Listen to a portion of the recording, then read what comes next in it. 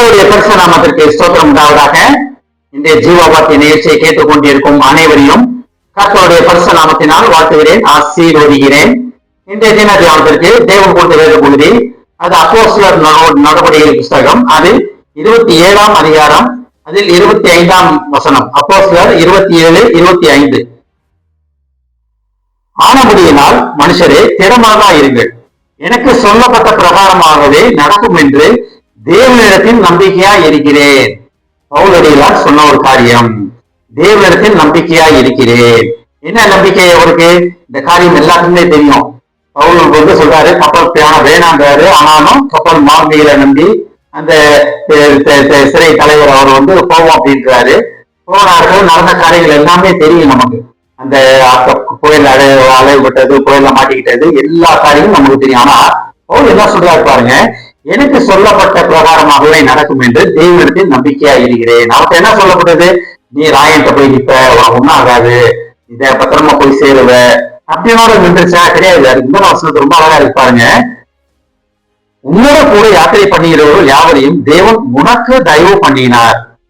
அப்ப நம்ம கூட இருக்கவங்க எல்லாருக்கும் நம்ம மூலமாக தயவு போக போகிறது. நம்ம மூலமாக தேவ தயவு போக போகிறது. எப்ப தேவ தயவு போகும்? தேவன் நமக்கு அநேக வாக்குத்தத்தங்கள் சொல்லி இருக்கிறார், அநேக காரியங்கள் தேவன் சொல்லி இருக்கிறார். வேதம் படிக்கும் போது, டிவி பார்க்கும் போது, மெசேஜ் கேட்கும் போது, நிறைய நேரங்கள்ல அநேக வாக்குத்தத்தங்கள் ஒரு ஊழியக்காரன் மூலமா வந்திருக்கும். இல்ல வேதம் படிக்கும் போது உங்களுக்கு பர்சனலாகவே வந்திருக்கும். ஏன் இன்னும் நிறைய பேர்ல நினைச்சிட்டு இருக்கீங்களா? ஒன்னும் கவலைப்படாதீங்க. பவுல் சொல்லுங்க போல நம்பிக்கையா இருக்கிறேன், தேவன் மேல் நம்பிக்கையா இருக்கிறேன், எனக்கு சொன்னபடியே எனக்கு சொன்ன பிரகாரமாகவே நடக்கும் என்று தேவனிடத்தில் நம்பிக்கையா இருக்கிறேன் என்று பவுல் சொன்னது போல நம்முடைய தினம் சொல்லுவோம். தேவன் நமக்கு சொன்ன காரியங்கள் நிறைவேறும் காலம் வந்துவிட்டது.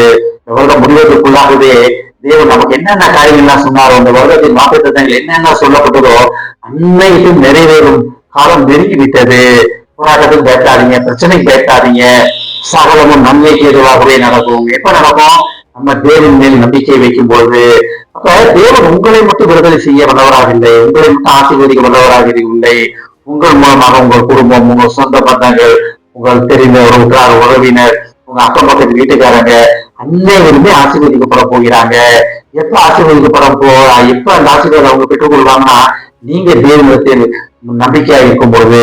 நான் அழகா சொல்லியிருப்பாங்க, ஆன அப்படின்னா மனுஷன் அந்த போட்டு அந்த கப்பல் இருக்கலாம் பயந்துட்டு இருக்காங்க, என்ன போதோ நம்ம எப்படி போவோம் அப்படின்னா, அவங்கள்ட்ட அழகா தேவதூதன் சொன்னாரு, பயப்படாத, நான் உன்னை பாதுகாத்துக்குவேன், நீ அந்த ஆயனுக்கு நிப்ப அப்படின்னு சொன்ன வார்த்தையை நம்பி ஒரு அழகா சொல்றாரு பாருங்க, எனக்கு சொல்லப்பட்ட பிரகாரமாவே நடக்கும் என்று தேவனுக்கு நம்பிக்கையா இருக்கிறேன்.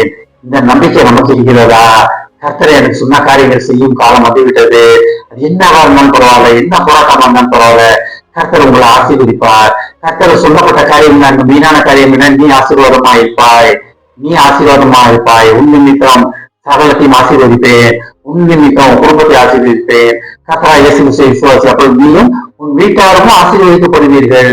அப்ப நம்ம மூலமாக நம்ம தான் ஆசீர்வாத வாய்க்காளர்களாக இருக்க போகிறோம். இதுதான் தேவன் நம்மகிட்ட சொல்றது.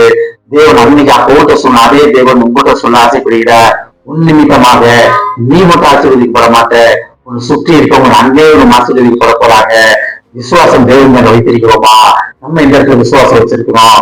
எதுக்கும் கவலைப்படாம தேவன் இடத்துல விசுவாசம் வைப்போம். ஆமென். ஜெபிப்போம்.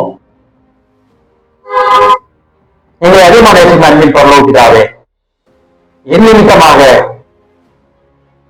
உங்கள் அனைவரையும் பாதுகாப்பேன் என்று பவுலிடத்தில் தேவன் சொன்னார். ஆண்டவரே, அந்த வார்த்தையின் மேல நான் நம்பிக்கையா இருக்கிறேன் என்று பவுல் அந்த மக்களிடத்தில் சொன்னார். ஆண்டவரே, அதே போல நாங்களும் அன்னைவரிடத்தில் சொல்ல உதவி செய்ய மாட்டோம். நாங்கள் எங்கள் நம்பிக்கையை உம்மிடத்தில் வைக்க உதவும். அப்பா, ஒருவருடைய சுற்றியுள்ள ஜனங்கள் பயந்து கொண்டு இருக்கிறாம். ஆண்டவர், என்ன நடக்குமோ ஏதாகுமோ, என் பிள்ளைகளுக்கு என்ன காரியம், என்னால பயப்படலாம் ஆண்டவர். ஆனாலும் நீ பவுலிடத்தில் சொன்ன அந்த வாக்கை பவுல் சொன்னது போல நாங்களும் சொல்ல எங்களுக்கு உதவி. உண்மையில் எங்கள் நம்பிக்கையை வைக்க பெரிய வளர உதவி செய்யணும்ப்பா. கேட்டுக்கொண்டு ஒவ்வொருவரையும் ஆசீர்வதிக்கிறோமாப்பா, ஒவ்வொரு குடும்பத்தையும் ஆசீர்வதிக்கிறோம் ஆண்டவரே. குடும்பத்தில் ஒவ்வொருவரும் எந்த பிரச்சனைகள், எந்த போராட்டங்கள், என்ன காரியங்கள் இருந்தாலும் பரவாயில்ல ஆண்டவரே. ஒருவேளை பண தேவைகள், பண போராட்டங்கள், கடன் பிரச்சனைகள் அவர்களை நெருக்கிக் கொண்டிருந்தாலும் பரவாயில்லை ஆண்டவரே. அவர்கள் பவுல் சொன்னது போல உங்களிடத்தில் நம்பிக்கையாய் இருக்கிறேன் என்று சொல்ல உதவி செய்யும். ஏஸ்தவனே, அவர்கள் உங்களுக்கு நம்பிக்கையை வைக்கின்ற பிரச்சனைகள் வந்து ஜெயிக்க உதவி செய்யும் ஆண்டவரே.